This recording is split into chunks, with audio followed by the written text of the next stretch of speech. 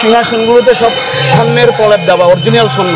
পুরো মন্দির এই রাজস্থানী মার্বেলে তৈরি।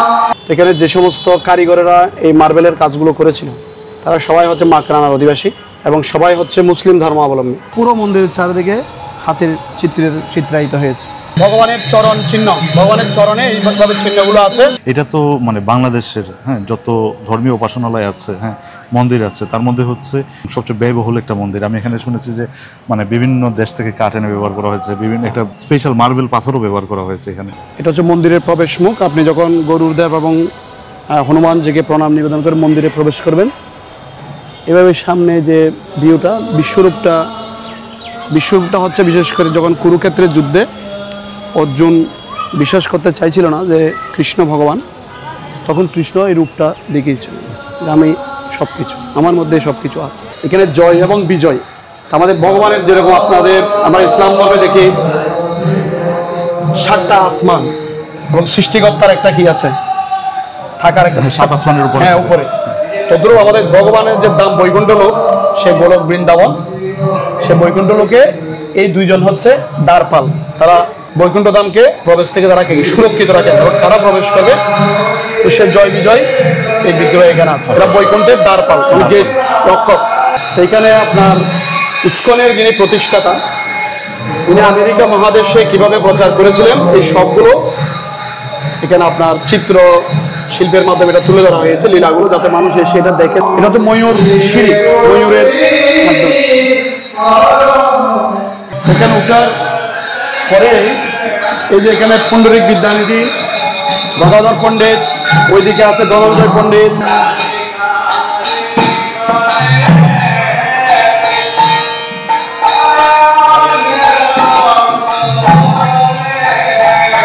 এটা হচ্ছে মধ্যাহ্নকালীন ভোগ আরতি, রাজভোগ আরতি, কীর্তন হচ্ছে। আর ভিতরে ভোগ লাগানো হয়েছে বিভিন্ন ধরনের অন্ন ব্যঞ্জন, ভগবানকে ভোগ লাগানো হয়েছে। ইসকনের প্রতিষ্ঠাতা শ্রী অভয়চরণারবিন্দ স্বামী প্রভুপাদ 1965 সালে ভারতের কলকাতা থেকে আমেরিকায় গিয়েছিলেন এবং পরবর্তী 12 বছরে পৃথিবীর সব কয়টি মহাদেশে এই সংঘ প্রতিষ্ঠা করেন। বিশ্বের প্রত্যেকটা ইসকন মন্দিরে ভগবানের মুখোমুখি ওনার একটা বিগ্রহ স্থাপন থাকে, যাতে সবাই চিনতে পারে ইসকনকে প্রতিষ্ঠা করেছেন। বিশ্বের বিভিন্ন ভাষায় হরে কৃষ্ণ মহামন্ত্র এখানে লেখা। এটা হচ্ছে মেজানেন ফ্লোর। আমাদের যখন অনুষ্ঠান হয় ভক্তরা এখান থেকেও তারা খুব সুন্দরভাবে দেখতে পায়। বিশেষ করে এটা উত্তর ভারতীয় একটা সংস্কৃতি, সবগুলো মন্দির এভাবে তৈরি করা হয় এখান থেকে, যাতে খুব সহজে যারা একটু বয়স্ক বা মহিলা তারা এখান থেকে খুব নিরাপদে ভগবানকে দেখতে পারে। চারিদিকে ঘোরানো আছে ব্যালকনির মতো। পুরো মন্দিরে যে পাথরগুলো ব্যবহার হয়েছে এগুলো হচ্ছে মার্বেল, ভারতের রাজস্থানের মাকরানা প্রদেশ থেকে মার্বেলগুলো আনা হয়েছে। এবং এখানে যারা এই কাজগুলো করেছেন ওনারা রাজস্থান থেকে এসেছেন, এখানে কারিগররা। তো কিছু ডিজাইন ওখান থেকে করে আনা হয়েছে, কিছু ডিজাইন ওনারা এখানে করেছেন। এবং যারা আগ্রার যে তাজমহল যারা তৈরি করেছিল এটা হচ্ছে তাদেরই বংশধর। এবং আমরা জিজ্ঞেস করেছিলাম যে আগ্রার তাজমহল তো অনেক সময় লেগেছে, সে সময় টেকনোলজি অত উন্নত ছিল না, এখন আমরা মেশিনে অনেক কিছু করি, তারা হাতে করত। ওনাদেরই বংশধর ওনারা এখানে প্রায় অনেকদিন তারা ছিল। 3 মাস পর পর ওনারা আবার বর্ডারে গিয়ে আবার আসতেন।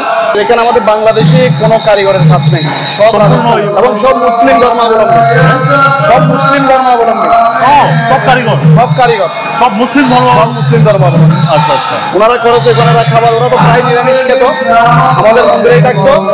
এবং শুক্রবারে গিয়ে ওনারা আমরা নামাজ পড়ে নিয়ে আসতাম ওনাদেরকে, পাশে যে মসজিদ হবে 2 নম্বর গেট, নামাজ পড়ে ওনারা আবার চলে।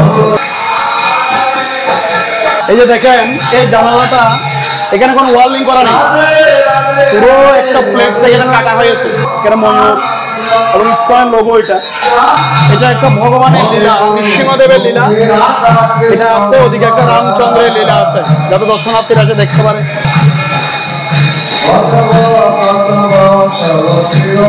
এটা হচ্ছে রামলীলা, এখানে দেখতে পাচ্ছেন রামচন্দ্র, সীতা দেবী এবং ভরত, লক্ষ্মণ, শত্রুঘ্ন, বিভীষণ, হনুমান এবং সমস্ত দেবদেবীরা রয়েছেন ভগবানের সাথে।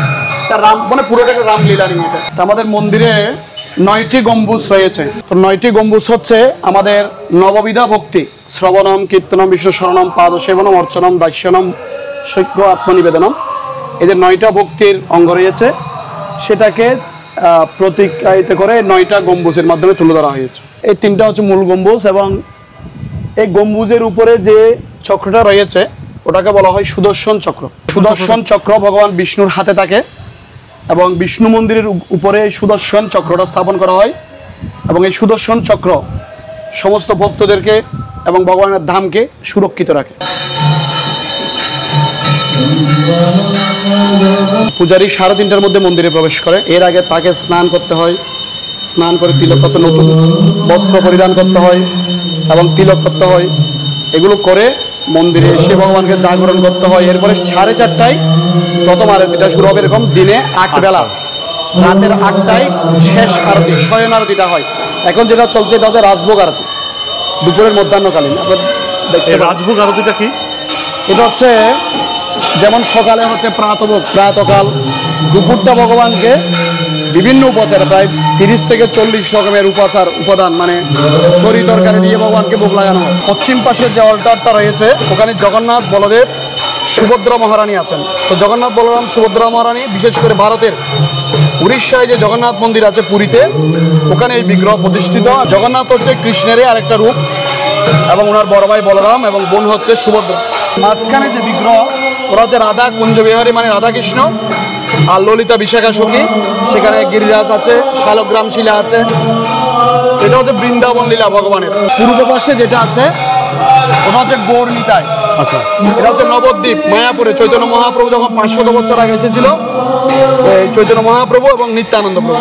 আমাদের যারা পূজারী তারা আজীবন তারা ভগবানের এখানেই বাস করে, তাদের খাওয়া থাকা সবকিছু এখানে, এবং তারা সদাচার জীবনযাপন করে। ইসকনের যেটা আমাদের দর্শন, যেটা আমাদের বৈদিক দর্শন, তার জন্ম যেখানেই হোক না কেন, কিন্তু সে যদি সদাচার সম্পন্ন জীবনযাপন করে সে ব্রাহ্মণ হতে পারে।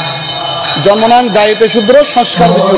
কিন্তু আমাদের সমাজের জাতিভেদ, যে বর্ণে জন্মগ্রহণ করেছে সে বর্ণ থেকে সে বেরিয়ে আসতে পারে, কিন্তু আমাদের বেদে সেরকম ছিল না। বেদে হচ্ছে চাতুর্বর্ণময় সৃষ্টম গুণ কর্ম বিভাগ। ভগবান বলতে আমি 4টা বর্ণ, ব্রাহ্মণ, ক্ষত্রিয়, বৈশ্য, শূদ্র। এটা জন্মের ভিত্তিতে নয়, এটা হচ্ছে গুণের ভিত্তিতে। তো ইসকনে যেই জাতিটা আপনি জন্মগ্রহণ করেন না কেন কোনো অসুবিধা নেই, আপনি ভগবানের একজন পূজারী, ব্রাহ্মণ হতে পারেন আপনি, কিন্তু আপনার জন্ম কোথায় হয়েছে এটা দেখা হবে না, আপনার আচরণটা এখানে দেখা হবে। তো সবাই এখানে আমাদের এমনকি মেতর সম্প্রদায় থেকে, মেতর সম্প্রদায়ে জন্মগ্রহণ করেছে ইসকনে, সে পূজারী, ভগবানের সেবা করছে। আমাদের সনাতনী সমাজে এখনো মেতরদেরকে স্বীকার করা হয় না, তাদেরকে কাছে টেনে নেওয়া হয় না। অনেক সময় নিচু জাতি, উঁচু জাতি, ইসকনে এটা ভেদ নেই।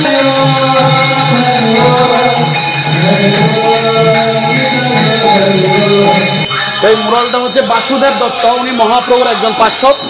500 বছর আগে পটিয়ায়, চট্টগ্রামের পটিয়ায় জন্মগ্রহণ করেছিলেন উনি। জগন্নাথ, বলদেব, সুভদ্রা ওনাদের ভগবানের চরণ চিহ্ন, ভগবানের চরণে এইভাবে চিহ্নগুলো আছে। তো দর্শনার্থীরা সেভাবে হাত দিয়ে তারা প্রণাম নিবেদন করে। সিংহাসনগুলোতে সব স্বর্ণের প্রলেপ দেওয়া, অরিজিনাল স্বর্ণ। স্বর্ণ এগুলো ভারতের উজ্জয়িনী থেকে লোক এসেছিল কাজ করার জন্য। এটা হচ্ছে পরিক্রমা মার্গ, শ্রীমন্দির পরিক্রমা মার্গ, মানে এই পথে 4 বার ভগবানকে প্রদক্ষিণ করতে হয়। যে কোনো ভক্ত আসলে 4 বার প্রদক্ষিণ করবে। তো বিষ্ণু মন্দিরে এটাই নিয়ম। এটা ভগবান একটা নৌকাবিলাস লীলা, নৌকাবিলাস। হ্যাঁ, এই যে আমাদের পূজারী যে কাপড় পরেছে, এই কাপড়ে কোনো সেলাই নেই, সেলাই করা নেই, সেলাইবিহীন। হ্যাঁ, যেরকম কাপড় হজের মধ্যে সেলাই ছাড়া কাপড়, ভগবানের সামনে সেলাই করা কাপড় পরে আরাধনা করা যাবে না, একই রকম বিষয়। 2 কাপড়, একটা পর্বে দেখাই দেবে। গদা, এটা হচ্ছে চক্র, শঙ্খ এবং পদ্ম। শঙ্খ, চক্র, গদা, পদ্ম প্রত্যেকটা পিলারের সাথে আছে। এটা হচ্ছে বিষ্ণুর যে 4টা হাতে অস্ত্র থাকে, শঙ্খ থাকে, চক্র থাকে, গদা থাকে, পদ্ম থাকে, বিষ্ণুর হাতে ধরে থাকে 4 হাতে।